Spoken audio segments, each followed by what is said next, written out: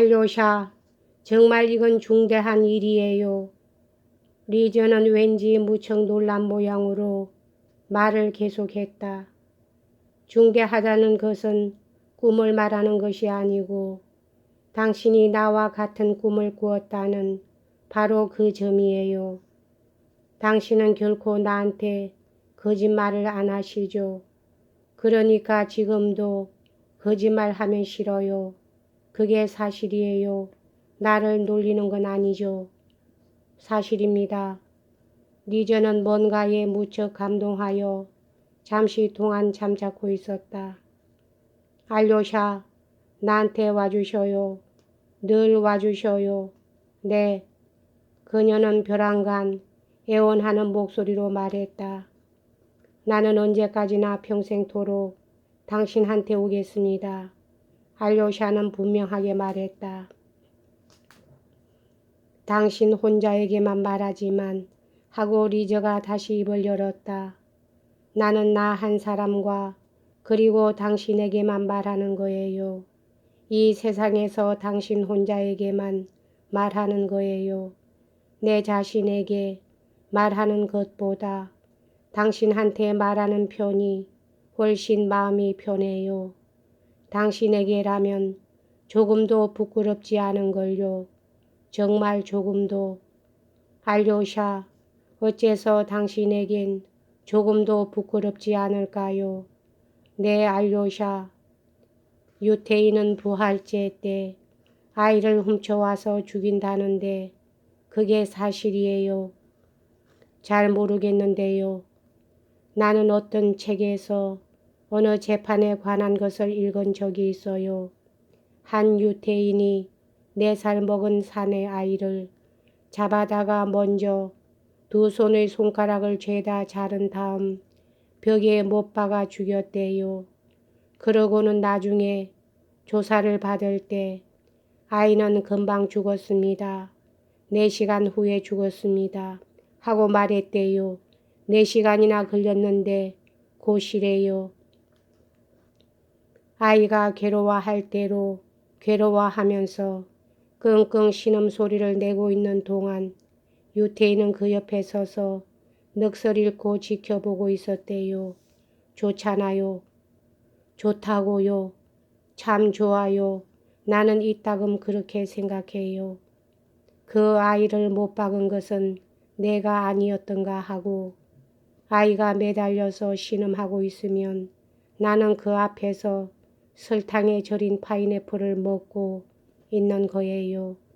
나는 그걸 굉장히 좋아하거든요. 당신도 좋아하세요. 알료샤는 잠자코 그녀를 바라보았다.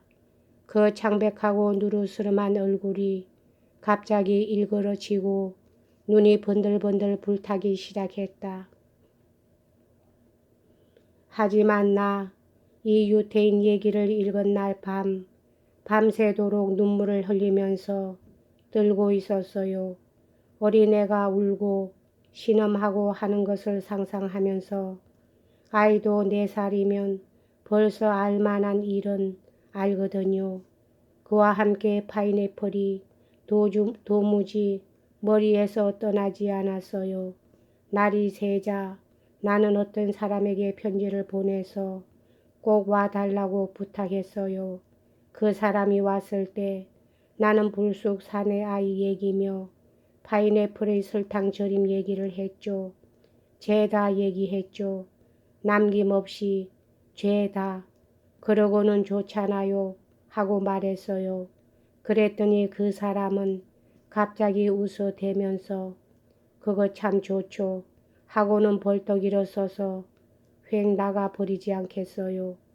겨우 5분 있었을 뿐이에요. 그 사람은 나를 경멸했을까요? 정말로 경멸했을까요? 네, 알료샤. 그 사람은 나를 경멸했을까요? 어째을까요? 그녀는 번쩍 눈을 빛내고 안락의자 위에서 몸을 쭉 뻗었다. 그럼 알료샤는 가슴을 두근거리면서 말했다. 당신이 그 사람을 불렀으니까. 내가 불렀어요. 그 사람에게 편지를 보냈나요? 편지를 보냈죠. 일부러 그 아이 얘기를 물어보려고. 아니요, 전혀 그게 아니었어요. 그런데 그 사람이 들어오자마자 즉각 그걸 물었죠. 그러자 그 사람은 그렇게 대답하고 웃고 일어서서 나가버렸어요.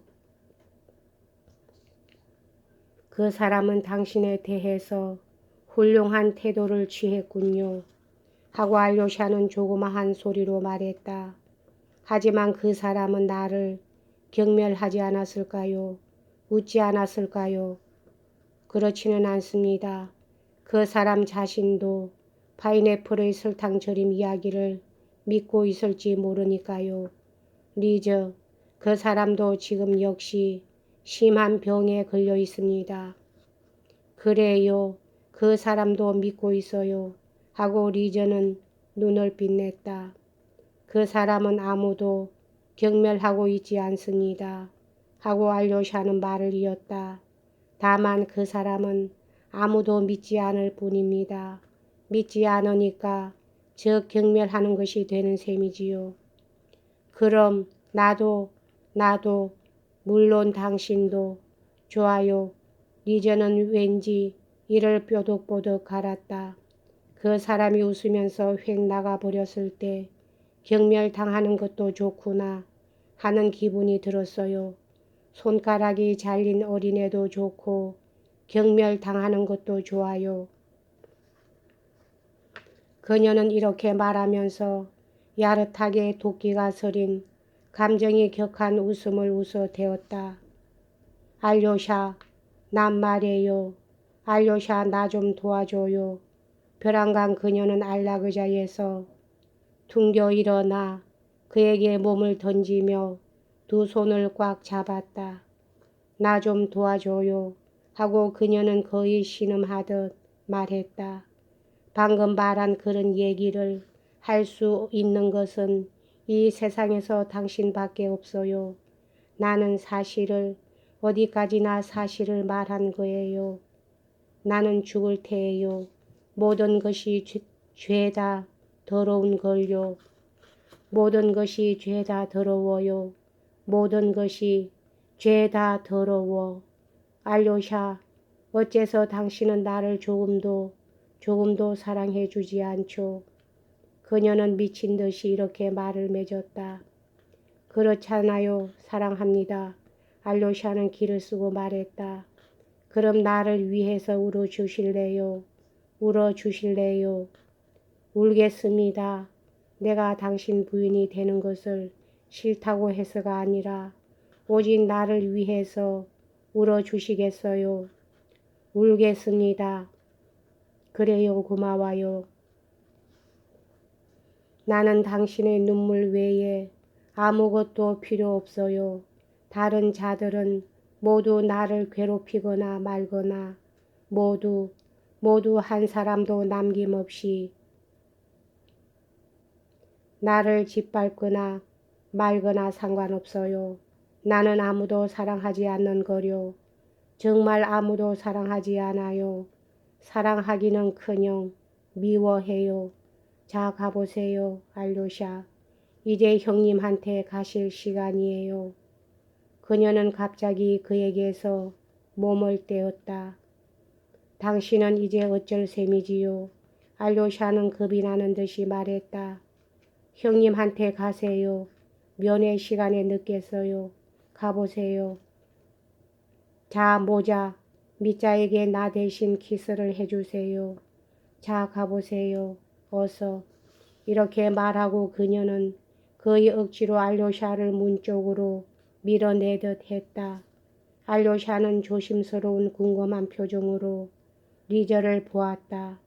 그 순간 자기 오른손에 편지가 쥐어 있는 것을 깨달았다. 그것은 조그마한 편지였으며 꼭꼭 접어 봉인이 되어 있었다. 슬쩍 보니 이반 표도로비치 까라마조프 님에게 라고 적혀 있었다. 그는 재빨리 리저를 보았다. 그 얼굴은 거의 위협적인 표정으로 바뀌어 있었다. 전해줘요. 꼭 전해주세요. 그녀는 온몸을 떨면서 정신없이 명령했다. 오늘 곧 안 전하면 나는 독약을 먹고 죽을 테야. 내가 당신을 부른 것도 그 때문이에요. 그녀는 이렇게 말하고 황급히 문을 탕 닫아 버렸다. 고리새가 달가닥 소리를 냈다. 알료샤는 편지를 호주머니에 넣은 다음 홀라꼬바 부인한테는 들리지도 않고 곧장 청계 쪽으로 갔다. 그는 사실 부인에 대해서 까맣게 잊고 있었던 것이다. 리저는 알료샤가 나가자마자 곧 고리새를 벗기고 문을 조금 열어 그 틈에 자기 손가락을 넣고는 힘껏 문을 닫아 손가락을 짓찍었다. 10초쯤 지난 뒤 그녀는 손을 뽑고 느릿느릿 조용히 안락의자로 되돌아가서 앉아 허리를 쭉 펴고 거먹게 변한 손가락과 손톱 사이에서 번져 나오는 피를 가만히 들여다보았다. 입술이 파르르 떨렸다. 그녀는 재빨리 혼자 중얼거렸다. 난 염치 없는 인간이야. 염치 없는 인간이야. 염치 없는 인간이야. 염치 없는 인간이야. 여기까지 하겠습니다.